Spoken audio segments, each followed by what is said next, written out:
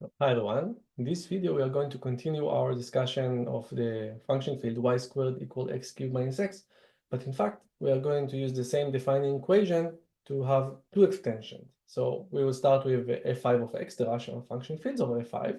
Then we are going to move forward to what we call f. Now it's going to be f1, which is the function field with x and y satisfying y squared equal x cubed minus x. And now we're going to extend the f1 function field to an f2 function field by adjoining an element z, which satisfies z squared equals y cubed minus y. Okay, so that's going to be the first time that we're going to see a tower, maybe a shallow, but still a tower of function fields rather than just extending the rational function field. And in this particular video, we are going to analyze the rational places of this function field, and then in a subsequent video, we are going to compute its genus and see some components that we'll study in the remaining of the course that will allow us to do so. Okay. Okay, so this is the unit we are talking about. Right. So in the previous unit, as I said, we analyzed this function field, namely what we call now f1, before it was just f, which is f5 adjoined with x and y, satisfying this defining equation. And we will now further extend it to f2 by adjoining a z to this field, but z is not going to be like transcendental, because otherwise you're going to have like a surface rather than a curve. Z will also satisfy some algebraic relation with the existing elements. In particular, we can write it as z squared equals y cubed minus y. So you see, we're using the same fundamental kind of equation, but same defining equation, but now with z and y rather than y and x. Of course, you don't have to. You can use any other algebraic relation you want, but that's actually going to be convenient to see what happens when you extend it again and again using the same defining equation.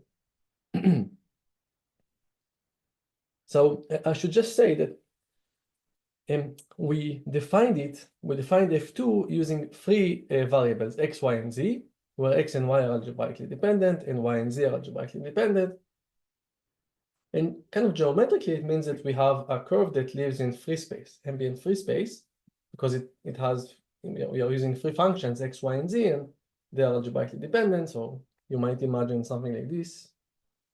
So, f5 doesn't really look like that to begin with, but, so you have these x, y, and z axis, and then you have a curve that, well, if it wasn't f5 and it was something smoother, it will maybe look like that, something like this. So of course, in f5, it is only like dots or whatever. But, as we like to do in mathematics, we like to think of this curve in an intrinsic manner. So kind of without without embedding it, unless we have to, in some ambient space like a5 cubed here. And indeed, you can do that. I mean, so let's see how. So like, we know that z squared is y cubed minus y. That's how we defined f2 over f1. But we can, by writing y cubed minus y as y times y squared minus 1, we can replace this y squared with x cubed minus x. And so we got rid of one of the y's in a sense. And now I want to get rid of that y as well. So I'm taking the power of 2 here and also here. And now I can replace this y squared by another instantiation of x cubed minus x. And so we see that, we can skip y and we can just say that we are looking at a function field in x and z, where the equation now looks like this. It's the same function field. I mean, you can ask, now we don't have y, but you have y there also, because, with x and z, you can reproduce y, because, you know that z to the fourth over x cubed minus x minus 1 squared, I'm looking here and here, that's y squared. So z squared over x cubed minus x minus 1, which you do have in f5 adjoined with x and z, that is y. I mean, so it's not like you missed out y. You're just expressing the functions using just x and y rather than x, y, and z. And so I could have just initially defined, like instead of doing the tower, like two function field extensions, I could have just defined f2 as a field extension of f5 of x, say, defined by this equation. Now that's true, and actually that's very nice. It tells you that you found another curve that now lives in the plane, because now you have only x and z, and you don't have like x, y, and z. With maybe somewhat more complicated defining equation, this to the fourth equals some polynomial in x, degree like, I don't know, 9 or something. But the common thing to this curve and to the curve from the previous picture where I used f0, f1, and f2 is that they have the same function field. And there is I mean, this seems to suggest that there is some kind of equivalence relation, like between curves that share the same function field, and there are in the curve theory. If you take a course in curves, you will learn that this means that these curves are birationally equivalent and so forth. But I'm not going to say that. But if you do study curves using function fields, and that's what we do, then we don't even notice the difference between this curve and the other one, because they have the same function field. So technically, you could have defined the tower function field as this function field as well. But the point is, and that's similar to what happens in Galois, is that sometimes it's easier to understand and to study curves when they are defined like in simple steps, maybe several steps, but simple steps. At least one of each of the steps is simple, whereas it's maybe more difficult to study a function field extension that's complicated without breaking it down.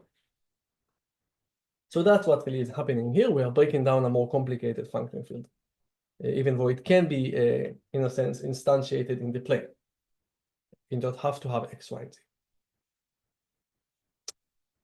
Now, I should say that if you remember what is the primitive element theorem, and we'll discuss it later on in the course, well, because f2 over f5 of x is finite and separable, there is always a w in f2 that together with x generates, and f5 generates all of f2. So here I kind of implicitly found one. I explicitly found one. I found z that does that. But generally speaking, you can always do that in finite separable extensions. So in fact, essentially every w that you will take will work, except for finitely many over f5. And so the geometric interpretation of the primitive element theorem in our setting of function fields really says that every function field can be associated with a plane curve. And you need only two variables. You don't need more variables, even though maybe in the way that you were given the curve, like you were given the curve here, you used more variables. Namely, the ambient space that contains the curve was with higher dimension. But generally speaking, as long as your extension is finite, and it's always going to be finite and separable, so you can kind of miss out separability, but don't miss out separability, every function field can be identified with a curve on the plane.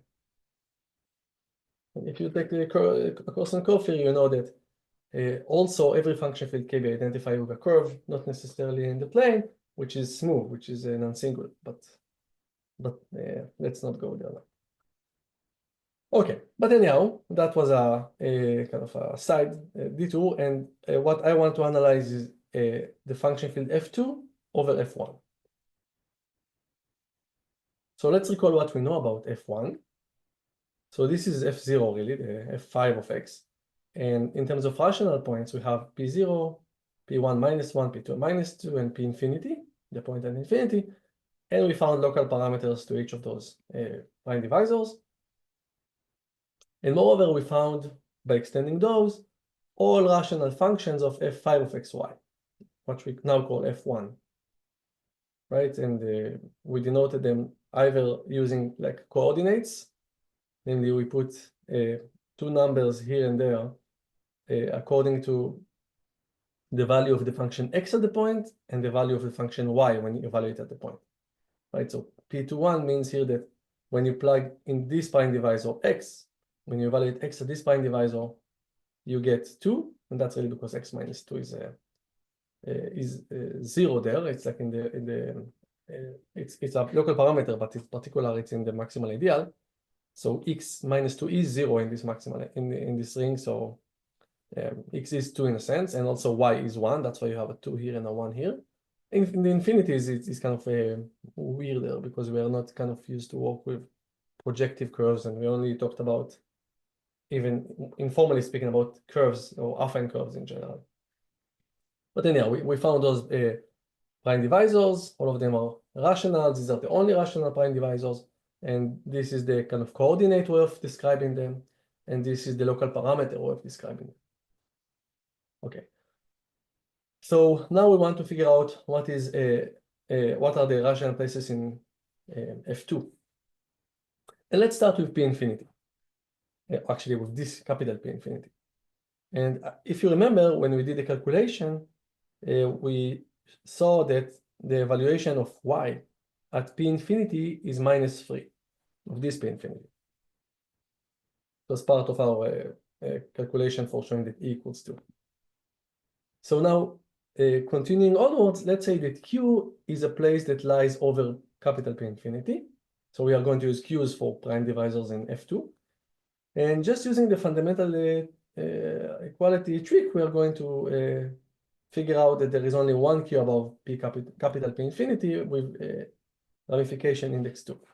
So how do you do that? So it's the usual trick. We know that z squared is y cubed minus y. And so the valuation of Q, which we don't know what Q is, we just know we take some prime divisor above capital P infinity, but the valuation, the Q valuation of z squared, well, on one hand, it's twice the Q valuation of z. On the other hand, it's whatever this ramification index is, we don't know what it is, times now the valuation that we do understand in terms of y's, which we do understand. I mean, this was a mystery when we studied F0, but now that we understand F1, we know exactly what this is because we know that the valuation of y according to at P infinity, capital P infinity is -3. And so we know that this thing is -9, right? Because it's the minimum between the valuation of this and the valuation of that. And that's -3 and that's -9, and they're different. So by the strict triangle inequality, you get equality to the minimum, which is -9. So you see you have -9e equals 2 times this. And so E has to be 2, right? Because E again is either 1 or 2 because the extension from F1 to F2 has degree 2.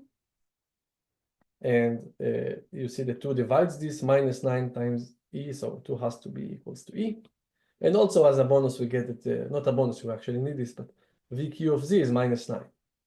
Much like we got that V P infinity of y is -3 when you calculated the ramification index moving from F0 to F1. Okay, so in particular, we know that there is only one place above P infinity, and it totally ramifies, namely E equals the degree extension, which in our example is 2. Okay, so let's continue on and analyze what happens to P0, P1, or actually P00, P01, or P10, and P-10. And actually the same thing will happen because we're going to use the same fundamental equality trick. And now the only thing that will change is that now we know that in these places, the corresponding valuation is actually 1. Right, so let's remember, if you remember that when we constructed the codes and so forth, we showed that the principal divisor of y in F1 is P00 plus P10 plus P-10 minus 3 P infinity. This -3 was the -3 that appeared, of course, here. That's the valuation of y at P infinity. So if you want to understand what happens above each of these, you will have to use the valuation there, which is 1. You see, that's the one that multiplies each of those. So I'm writing the same thing here, and I'm just replacing this by the minimum between 3 and 1, which is 1. So here you only have the ramification index, and 2 divides it. So this means again that the ramification index is 2, and there is only one prime divisor above each of these prime divisors, and the corresponding valuation for Z is 1. So Z is actually a local parameter for Q. Okay, so to recap, I'll get to that in a second. To recap, we know the following. We know that you have one prime divisor above each of these prime divisors, and Z is a local parameter for each of these prime divisors. And let me just show you that Z over XY is a local parameter for this unique prime divisor lying above P infinity. And again, because it's a unique prime divisor, I'm just going to call it Q infinity. So, right, so how can you find the local parameter for P infinity? You just have to hook up some function that has valuation 1 at Q infinity. And I don't mind what valuation does it have in any other place. So we said before that Q infinity is the place above this capital P infinity, of Z is -9, right? That's what we kind of inferred a moment ago. And so, okay, so that's not 1. So that's, I can't use that. I need to use X and Y somehow. So what do you know about VQ infinity of Y? Well, you know, it's E of Q infinity over capital P infinity times V capital P infinity of Y. And this thing is this -3 here. So that's a -6. Okay, so you have -9 and 6. On -6, you can't cook up a 1 because the logicity is 3. So you need another number to use. So let's look at X. So the VQ of X, using the same reasoning, is the ramification index times the valuation of X at this second like F1 flow. That was -2 from a while ago. So this means that you get a -4, and -6, -4, and -9 can be combined to get your 1. For example, you know, -2, and then you subtract -6 and -4. So Z over XY is a function that has valuation 1 at Q infinity, and that's going to be our local parameter here. Okay. So that's all I have to say about like rational places of F2 that lying above, you know, over these rational places, or more, if you consider it more downstairs, as over these rational places. And of course, these are also rational because the F is always 1. Right? The degree of this divisor, this prime, not this Z, the prime divisor, which is this is its local parameter, is, you know, F of this extension times F of this extension times the degree of that prime divisor. But all of these are 1, and all of the F's are 1, and so everything here is rational. So the more interesting point is to try to figure out what kind of rational places lies above these 4 rational places in F1. So let's see. So let's start with a capital P of -2, 2. So that's this one. Okay.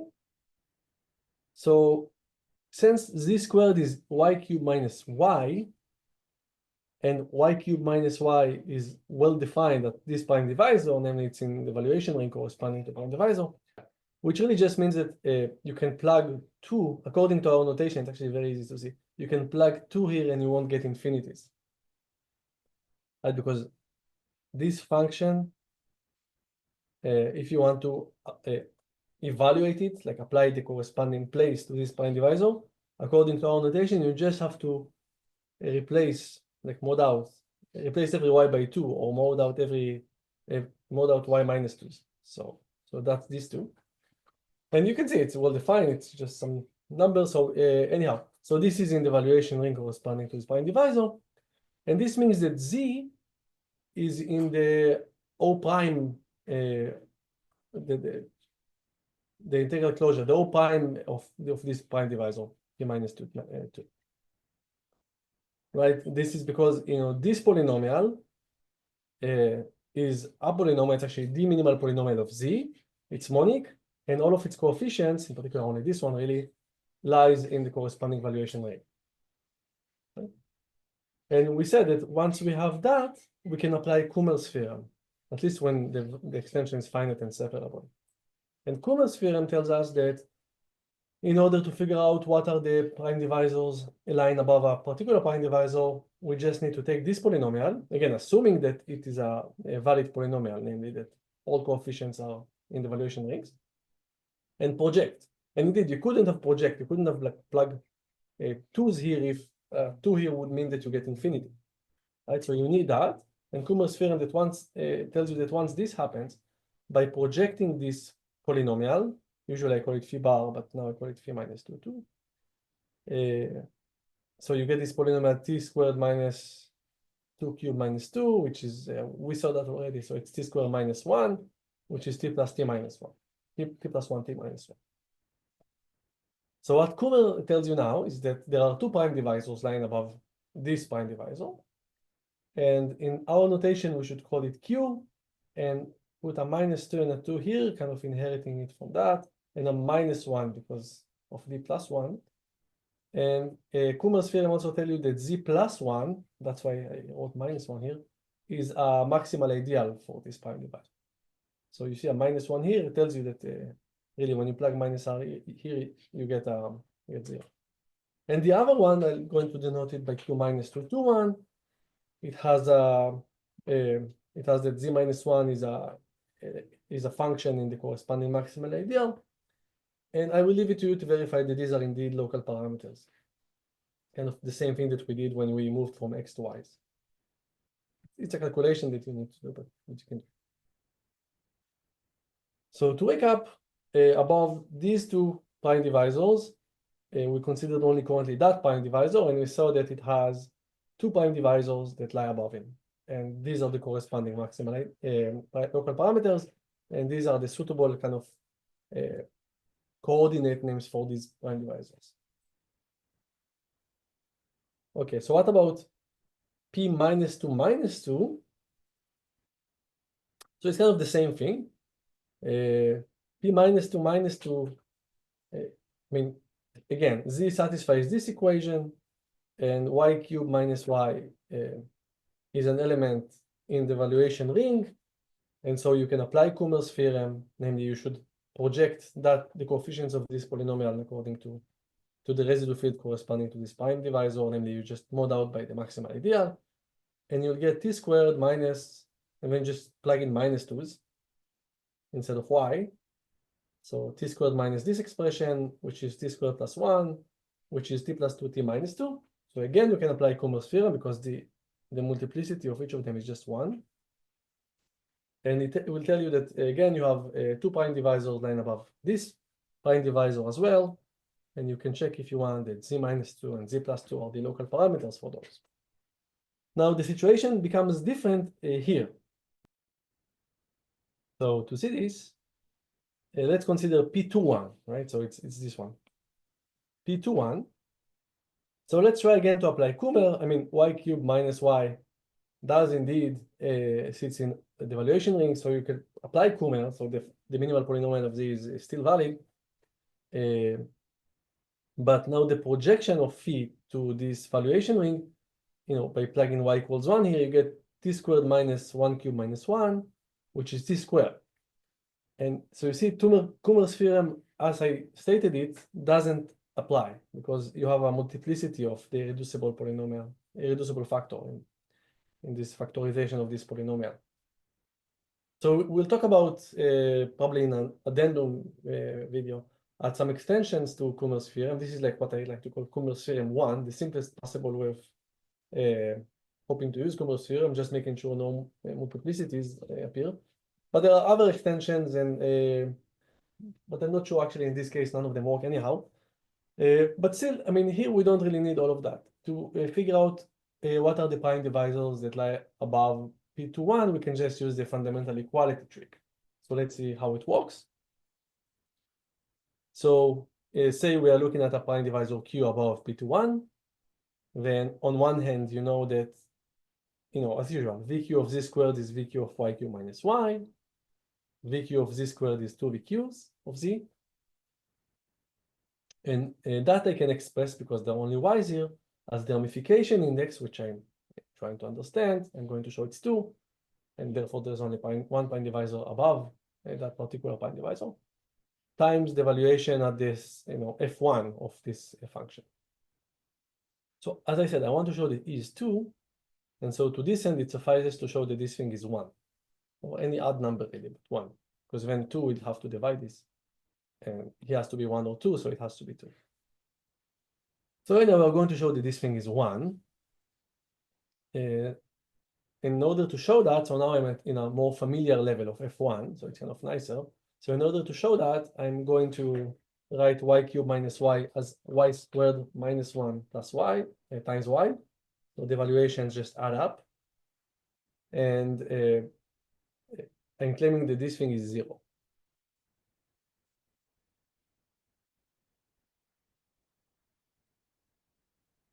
Right? I mean, first of all, it's kind of a similar thing to what we did before. So y is in the evaluation ring corresponding to this prime divisor. And actually, by our notations, you know that when you evaluate y at this prime divisor, you get 1, right? Because this is kind of the value you would get when you plug y there. And so this has to be 0. It's defined and it's not 0. Y it doesn't vanish at this point. It attains the value 1. So it's kind of a unit in this ring, evaluation ring. But anyway, we can also do it without kind of relying on our notation, even though our notation is justified, because we know that this thing is, we know the valuation of y minus 1 is larger than 0, because y minus 1 is a local parameter here, essentially saying what I said before about our notation. And so if also the valuation at this point of y would have been larger than 0, then also the valuation of 1 would have been larger than 0, right? Because you can always write 1. So the valuation, let me just write v instead of carrying this through. So the valuation of 1 is at least the valuation of, so it is the valuation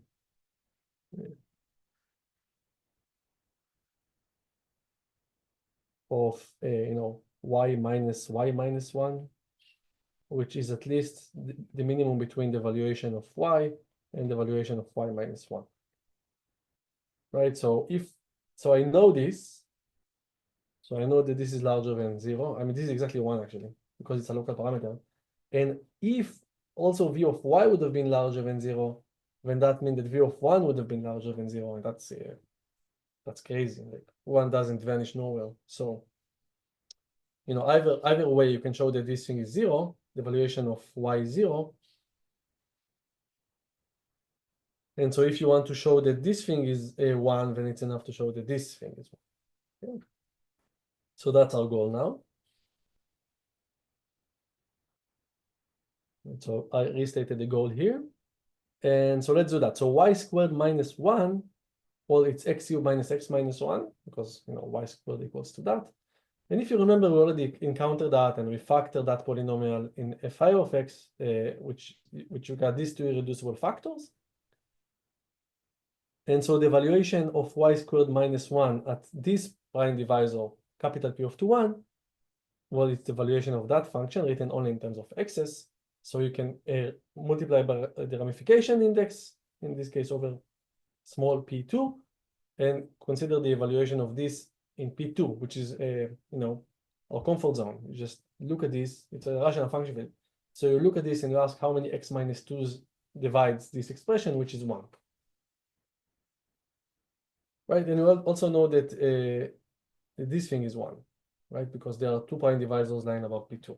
So all you got, all in all, you got this is equals to 1, and so e, which we initially set out to compute, does indeed equal to 2, e of q over capital P2, 1. Okay, good.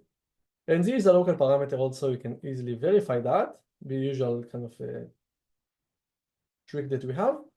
And so all in all, you got that above P2, 1, you got 1 prime divisor, total ramification occurring here, and the local parameter here should be z. And I leave it to you to check that also the same thing happens at B2 minus 1. Okay, so here also the total ramification, the same local parameter, very similar calculation. So to recap, or maybe to summarize this video, let me do the following. It will be useful later on. So what I'm going to do now is to name the prime divisors, just so that you can see some pattern that appears using the last index in the coordinates. So for example, this I'm going to denote by 1, because there is a 1 here. And this I'm going to denote by -1, and this I'm going to denote by -2. And here, a better name, a coordinate-based name for that prime divisor would be q, 2, 1, because of this 2 and 1. and now you have a z, and z vanishes at 0. Okay, and for example, this would be q minus 2, 2, because of these two, and then 1, because z minus 1 vanishes at 1. So that's kind of, the names here remind us where the local parameters vanish, but actually the names here are the coordinates of the points in the ambient space in which describes the point. So, I mean, we always say that prime divisors are points, then that is the point. Like minus 2, 2, 1 is a point. When you plug x minus 2, y equals 2, and z equals 1, you get a 0. So that's a point on the curve, which we kind of never really talk about. So what I'm saying is that now, just to see the pattern, I'm going to ignore all numbers except for the last one. And so what will happen when you do that, you get this description. So infinities just always translates to infinities. Zeros, above a 0, you always have a 0. So let's see how you can see that. So let's move backwards.